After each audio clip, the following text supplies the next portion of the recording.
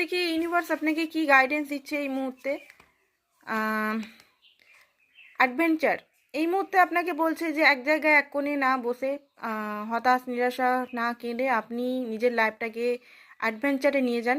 ঠিক আছে, কোনো ক্রিয়েটিভ সাইডে যেতে পারেন বা নিজের লাইফে ঘুরতে যেতে পারেন, একাই ঘুরতে চলে যেতে পারেন বা অ্যাডভেঞ্চারের সঙ্গে যুক্ত হন।